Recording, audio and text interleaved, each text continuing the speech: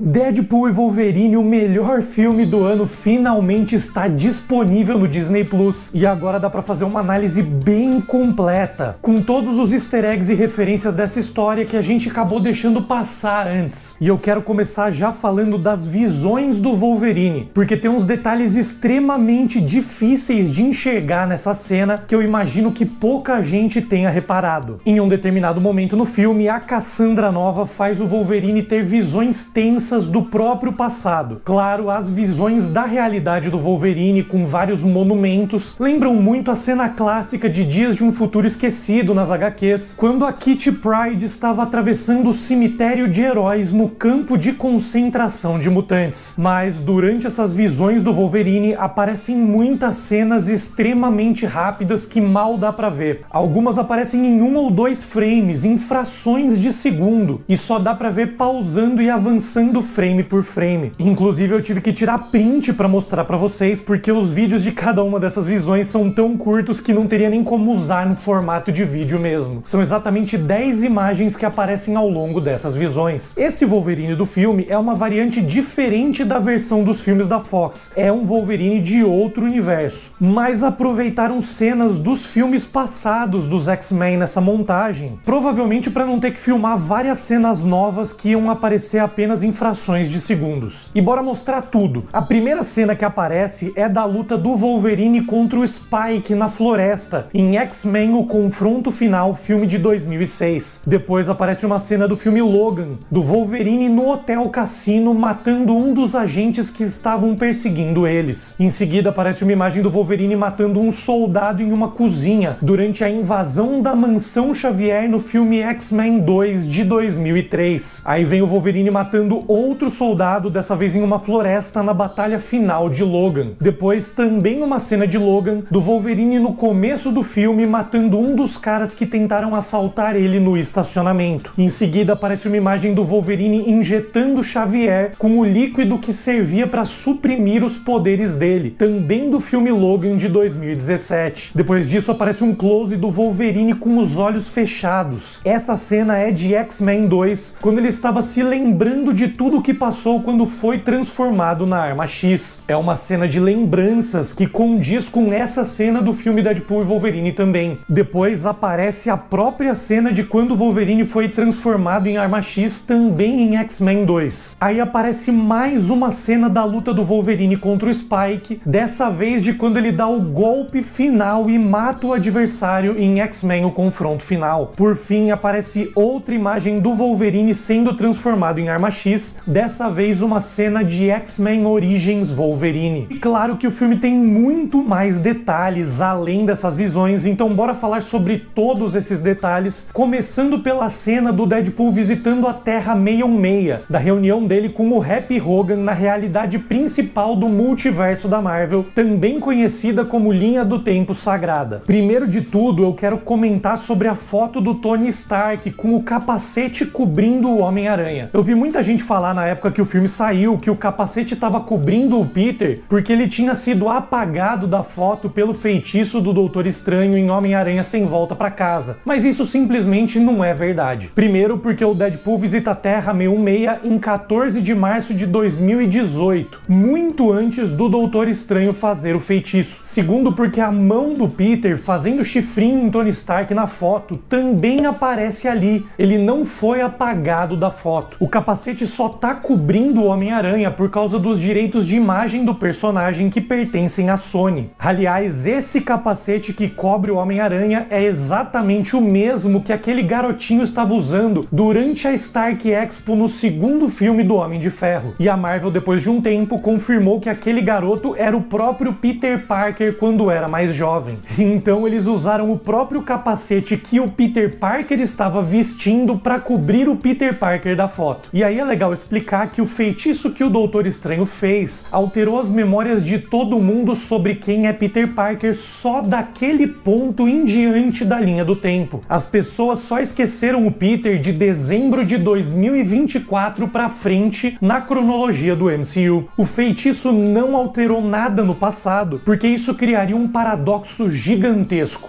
Se o Peter tivesse sido apagado daquela foto no passado, o Tony Stark nunca teria descoberto a viagem no tempo, então os Vingadores nunca teriam conseguido reverter o estalo do Thanos, o que significa que o Doutor Estranho nunca teria voltado do estalo e nunca teria feito o feitiço que apagou as memórias de todos sobre Peter Parker. Aí, se ele nunca tivesse feito o feitiço, o Peter nunca teria sido apagado da foto, o Tony teria descoberto a viagem no tempo e por aí vai. Seria um baita problema pra explicar e pra mostrar, né? Mas enfim, tem muitos outros detalhes interessantes pra comentar nessa cena. O Deadpool chega na Terra 66 no dia 14 de março de 2018. Cronologicamente, isso seria por volta de 2 meses antes da Guerra Infinita. O estalo do Thanos, na cronologia da Marvel, aconteceu no final do mês de maio de 2018. Essa data da visita do Deadpool é uma piada com a compra da Fox pela Disney, processo que começou em 2017 e terminou lá em 2019. Na época, todo mundo queria que desse tempo dos personagens da Fox aparecerem em Guerra Infinita e em Ultimato, e a reunião do Deadpool é uma metáfora disso. Todo mundo queria ver o Deadpool e os X-Men em Guerra Infinita, mas não rolou. Por isso ele aparece antes de Guerra Infinita e é vetado. E 2018 também foi o ano de lançamento de Deadpool 2 e de Guerra Infinita nos cinemas. E o fato dele falar com o Happy Hogan especificamente também é por isso. O Jon Favreau, que interpreta o Happy, foi o diretor do primeiro filme do MCU, O Homem de Ferro 1, e foi um dos principais envolvidos no começo de tudo. E além disso, ele também atuou no universo dos filmes da Fox, interpretando Fog Nelson no filme do Demolidor do Ben Affleck, que tinha a própria Jennifer Garner como Elektra. No escritório do Happy tem vários easter eggs legais. Dá pra ver o capacete prateado do Homem de Ferro da armadura Mark II,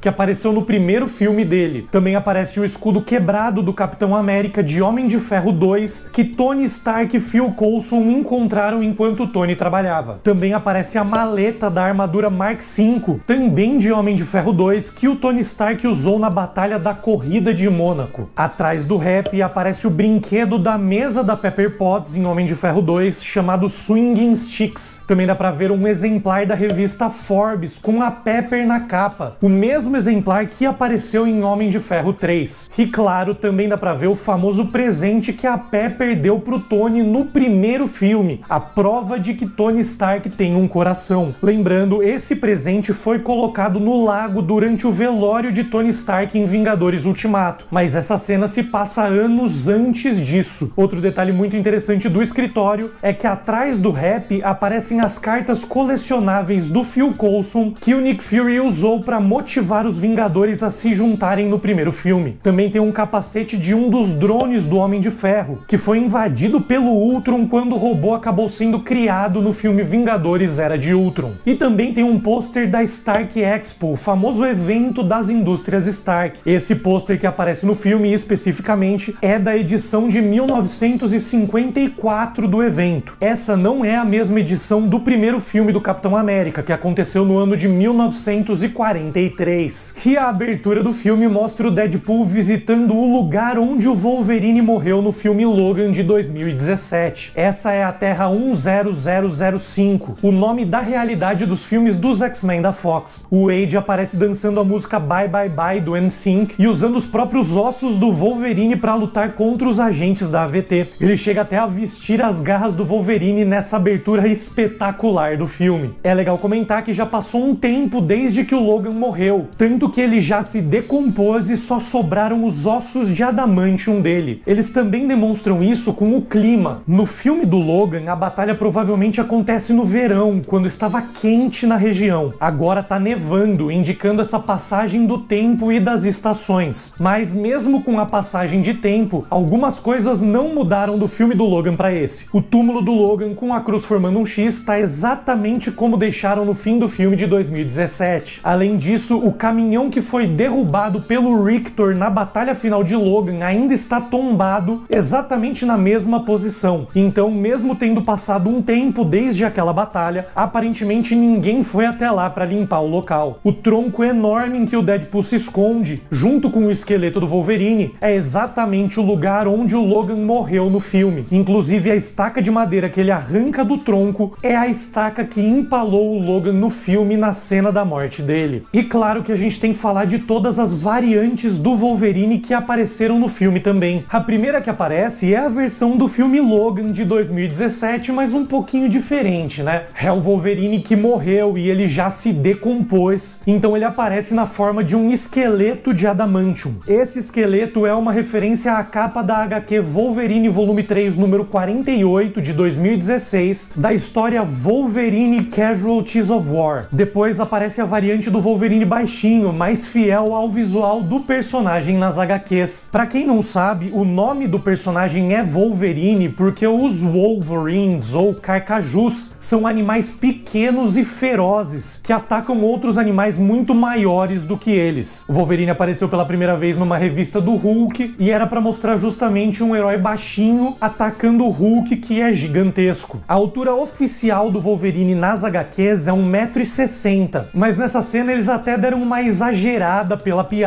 e ele parece ser ainda mais baixo que isso. E também é uma variante muito mais peluda, assim como nos quadrinhos. Depois vem a versão da Era de Apocalipse, uma das realidades alternativas mais importantes das histórias dos X-Men. Esse Wolverine não tem um dos braços e nessa realidade ele tinha um relacionamento com a Jean Grey. Claro, essa variante aparece num cenário totalmente destruído, assim como era a realidade da Era de Apocalipse nos quadrinhos. Em seguida vem o Caolho, a variante do Wolverine com terno branco e tapa-olhos. Essa é uma referência a uma fase do Logan nas HQs, quando ele adotou esse nome e esse visual para se infiltrar no mundo do crime em Madripoor. Essa cena em um cassino durante um jogo de pôquer provavelmente se passa em Madripoor também, na famosa Ilha dos Criminosos do universo Marvel. Depois vem o velho Logan, com o visual extremamente fiel aos quadrinhos, inclusive usando um chapéu e um sobretudo. Nessa cena dá pra ver que ele vive em um rancho, assim como na clássica HQ do velho Logan. Depois o Deadpool acaba entrando dentro da capa de Fabulosos X-Men número 251, a famosa cena do Wolverine crucificado em um X. Nessa HQ, o Logan foi crucificado pela Lady Deathstrike, que aparece nesse filme, e também por Donald Pierce, que foi o vilão de Logan. Aí aparece uma variante usando o clássico traje amarelo e marrom criado por John Byrne nos anos 80. É o segundo uniforme do Wolverine na época dos X-Men e que ele vestiu pela primeira vez logo depois da saga da Fênix Negra, em Fabulosos X-Men número 139. O Logan usou esse traje em diversas sagas clássicas dos mutantes, como Massacre de Mutantes, A Queda dos Mutantes, Inferno, Dias de um Futuro Esquecido e tantas outras. Ele usou esse uniforme durante a maior parte dos anos 80 e também por boa parte dos anos 90. E nessa cena também é recriada a capa de Incrível Hulk número 340, com o Golias Esmeralda aparecendo refletido nas garras do Wolverine. Depois disso, a versão que aparece é a do Henry Cavill, que a internet pediu muito durante muito tempo. Essa versão é muito bruta e manda o Deadpool voando pra longe com um soco. E tomara que essa versão volte em algum momento no futuro. Inclusive, essa versão é chamada de Cavilline no filme. E por fim, o Deadpool acaba conhecendo o Wolverine principal do filme em um bar. Como eu falei, essa variante não é a mesma do universo da Fox, sempre bom lembrar. Ele é um Wolverine diferente de outro universo, assim como todas as variantes que apareceram antes dele. E é legal comentar que a pose desse Wolverine, quando ele finalmente veste o traje completo com capacete e tudo, recria a clássica capa de Return of Wolverine número 1, HQ de 2018. E claro que também tem várias variantes do Deadpool no filme. O Deadpool principal é o da Terra 10005, da realidade dos filmes da Fox, claro. E a primeira variante que aparece é o Nicepool, uma versão do Deadpool que não tem poderes e também não tem a cara deformada. Vale lembrar que o Deadpool não é um mutante, ele ganhou poderes através de experimentos que fizeram com ele e a cara ficou deformada por causa desses experimentos. Esse Nicepool provavelmente é o Wade ainda nos tempos de mercenário antes de ganhar poderes. O Nicepool foi creditado no filme como Gordon Reynolds. Isso é uma piada do próprio Ryan Reynolds fingindo que aquele é o irmão gêmeo mais bonito dele. E o Nicepool tem um cachorro, o Dogpool. No filme é só um cachorro chamado Mary Poppins, claro, uma piada com Mary Poppins, que também foi mencionado em Guardiões da Galáxia Volume 2. Mas nas HQs, o Dogpool é uma variante do Deadpool, igual o Loki Crocodilo que aparece na série do Loki, Rock e que é uma variante do Deus da Trapaça. Esse Dogpool que aparece no filme tem um visual bem parecido com a versão das HQs do Prelúdio para a Tropa Deadpool. E aí tem a própria Tropa Deadpool, que também vem das HQs, claro, e apareceram pela primeira vez nos quadrinhos em 2010. É um grupo de variantes do Deadpool de diversas realidades que trabalham juntos. A maioria das variantes que aparecem no filme são meio genéricas, são variantes normais do Deadpool, mas ainda assim tem várias que vale a pena comentar. A começar pela Lady Deadpool, a variante principal da tropa chamada Wanda Wilson, que é interpretada pela Blake Lively, a própria esposa do Ryan Reynolds. E a filha do Ryan Reynolds e da Blake, chamada Inez Reynolds, foi quem interpretou a variante chamada Kidpool, do Deadpool criança. Também é legal lembrar que o Kidpool e o Babypool são variantes diferentes, e a versão bebê do Mercenário Tagarela também apareceu no meio da tropa. Nos créditos ele aparece como interpretado por Olin Reynolds, o filho caçula do Ryan e da Blake. Aí vem o Cowboy Deadpool, interpretado pelo grande Matthew McConaughey. Também tem a variante chamada Redpool, que é só uma cabeça e que vem das HQs de Marvel Zombies, da Terra 2149. E essa não é a única variante do Deadpool que é só uma cabeça. O próprio Deadpool da realidade do velho Logan também é só uma cabeça, mas essa infelizmente não apareceu no filme. Outra variante que aparece é a Deadpool 2099, uma mulher chamada Warda Wilson, uma versão muito mais tecnológica do Deadpool que vem da Terra 16356. Outra versão é o Ronin Pool, o Deadpool samurai chamado Watari. Em destaque também apareceu um Deadpool do país de Gales. Vale lembrar que o Ryan Reynolds é dono de um time de futebol do país de Gales chamado Wrexham.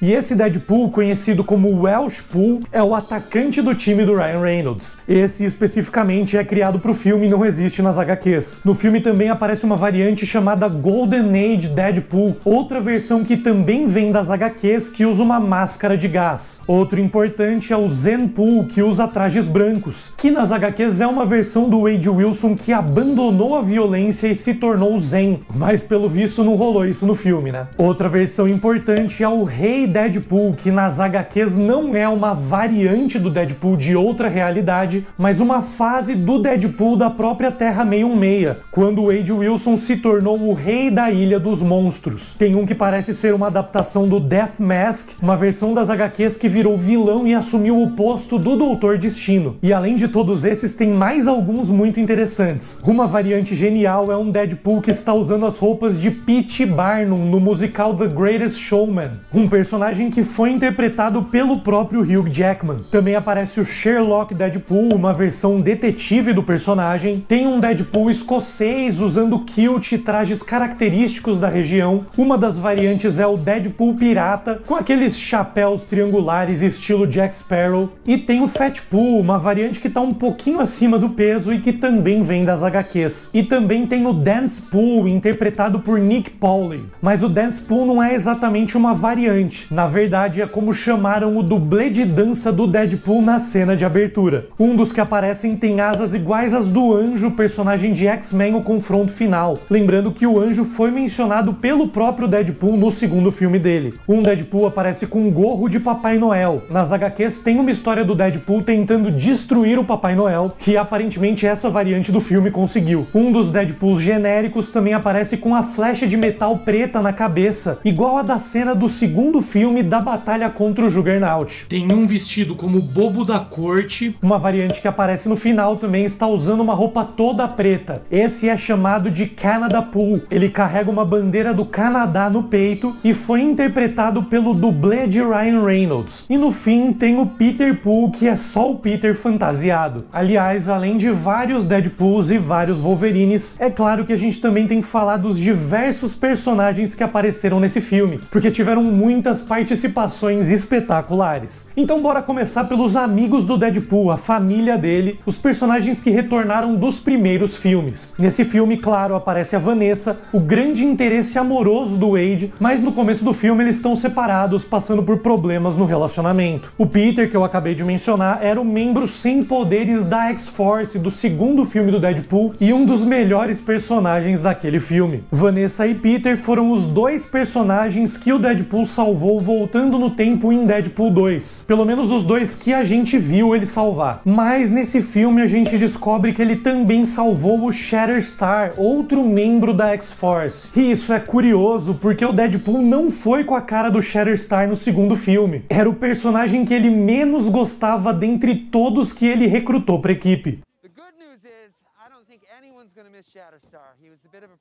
Outro personagem que também retorna é o Dopinder, o taxista que apareceu nos 2 primeiros filmes do Mercenário Tagarela. Claro, assim como o Dopinder, o Colossus também apareceu nos 2 filmes e retorna nesse. A Sega Al, que mora com o Deadpool, é outra que volta depois de ter aparecido nos 2 primeiros filmes. E também acontece o mesmo com a Negasonic Teenage Warhead, que apareceu fazendo dupla com o Colossus nos outros filmes. No segundo filme, a Negasonic Teenage Warhead apareceu com uma namorada chamada Yukio, que também retorna nesse filme. Pra quem não se lembra, Yukio também era o nome daquela personagem de Wolverine Imortal, que ajudou o Logan no Japão. Na verdade, as duas são, em teoria, a mesma personagem, mas a história dela mudou drasticamente com a alteração da linha do tempo causada em Dias de um Futuro Esquecido. Por fim, outro personagem que retorna dos filmes anteriores do Deadpool é o Buck, que apareceu no primeiro filme arrumando briga no bar Sister Margaret's. Rola até uma piada nesse filme do Deadpool falando que o Buck não tinha falas, que é uma referência ao segundo filme do Deadpool, quando o Wade disse a mesma coisa pro Buck. E lógico que essas não são as únicas aparições legais. Uma das mais iradas é a volta de Chris Evans como Johnny Storm, o Tocha Humana, reprisando o papel dos primeiros filmes do Quarteto Fantástico da Fox. A piada com o Deadpool achando que ele era o Capitão América e esperando ele falar Vingadores Avante quando o Johnny fala em chamas é espetacular. O Tocha Humana era membro de um grupo de resistência que fazia o possível para sobreviver no vazio. E esse grupo é cheio de personagens irados. Começando pela X-23, interpretada pela Daphne King. Essa que aparece no filme é exatamente a mesma variante do filme do Logan, da Terra 10005, mas um pouco mais velha. Ela acabou sendo podada em algum momento depois da morte do Wolverine. Inclusive, durante a batalha contra os capangas da Cassandra Nova, ela aparece vestindo o mesmo óculos que ela roubou em uma loja de conveniência no filme Logan de 2017. Além dela, também tem o grande retorno da Jennifer Garner como Elektra, reprisando o papel dela no filme do Demolidor do Ben Affleck de 2003. Ela também teve um filme solo em 2005 interpretando a personagem. E outro retorno extremamente aguardado pela galera era o de Wesley Snipes como Blade, reprisando o papel da trilogia do Caçador de Vampiros do fim dos anos 90 e começo dos anos 2000. Aqui é legal lembrar que o próprio Ryan Reynolds também participou do terceiro filme do Blade, chamado Blade Trinity, lançado em 2004. O Ryan interpretou o Hannibal King na ocasião. Tem até uma piada com o Blade dizendo que não gostava do Deadpool e o Wade respondendo que ele nunca gostou, o que é uma referência ao fato de que o Wesley Snipes, pelo que dizem, detestava o Ryan Reynolds na época que fizeram Blade Trinity, mas aparentemente tudo se resolveu entre eles. E o último membro da equipe não é um retorno, mas justiça sendo feita. Depois de muitos anos tentando e até um filme anunciado que nunca saiu do papel, o Channing Tatum finalmente apareceu interpretando o Remy LeBeau, nosso querido Gambit. Na cena da reunião desses heróis, enquanto todos são tratados como heróis esquecidos, as piadas com o Gambit falam que ele provavelmente nasceu no limbo ou que ele queria ser chamado de Gambit, mas nunca foi. Todas piadas com o fato de que o filme dele nunca saiu do papel. Ainda bem que agora ele teve a oportunidade. E o Channing Tatum força demais o sotaque do Gambit, ele faz um sotaque ruim de propósito, o que é uma piada com a versão do Gambit que apareceu em X-Men Origins Wolverine, que não tinha sotaque de New Orleans e a galera reclamou muito na época. Mas vale lembrar que o Channing Tatum nasceu e foi criado em New Orleans. Ele não vai ter dificuldade nenhuma com o sotaque do personagem nas próximas produções, é o sotaque natural dele mesmo. E claro, além de todas essas aparições, tem o Hulk aparecendo brevemente na cena dos Wolverines. Tem o retorno da B-15, a agente da AVT que capturou o Loki no primeiro episódio da série dele e depois assumiu o comando da própria AVT no fim da segunda temporada. E também tem o retorno do Alioth, do quinto episódio da primeira temporada de Loki, que o próprio Deadpool conhecia como um personagem desse episódio da série. É sempre bom lembrar que o Alioth é um um monstro que devora realidades inteiras em instantes, algo que foi explicado na primeira temporada de Loki. They send entire branched realities here that are devoured in an instant. We're in a shark tank.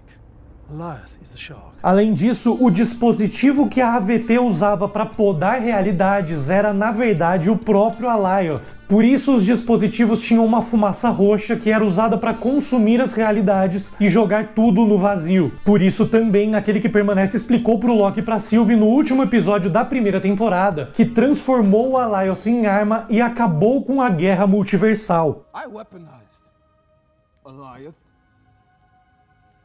And I ended the multiversal war. As guerras secretas que vão começar em breve já aconteceram antes, e aquele que permanece foi o vencedor. Basicamente, quem controlar Alioth ganha a guerra, de acordo com as falas daquela variante do Kang. E falando em Alioth, bora falar também da grande vilã do filme, a Cassandra Nova, irmã de Charles Xavier. No filme, ela vive dentro de um cadáver do Homem-Formiga na forma gigante, o que é um easter egg das HQs de Old Man Logan. Nessa história do futuro pós-apocalíptico do Wolverine, o local onde o Homem-Formiga tinha morrido virou um ponto turístico chamado Pin Falls, e uma cidade acabou crescendo ao redor do cadáver gigante dele. Na primeira aparição dela, a Cassandra aparece saindo de dentro do crânio do Homem-Formiga em uma cadeira de rodas. Essa é uma das cadeiras do Professor Xavier em Dias de um Futuro Esquecido, filme de 2014. E a Cassandra Nova, pra quem não conhece, é uma vilã das histórias dos X-Men nas HQs, que apareceu pela primeira vez na saga clássica chamada E de Extinção, de 2001. Aquele ataque das sentinelas a Genosha, que dizimou a maior parte dos mutantes da Terra e que foi adaptado em X-Men 97, foi causado por ela nos quadrinhos. Na animação adaptaram e colocaram o Bastion como responsável, mas nas HQs foi a própria Cassandra Nova. E tem algumas referências à história de E de Extinção nesse filme, a começar por esse poder dela de atravessar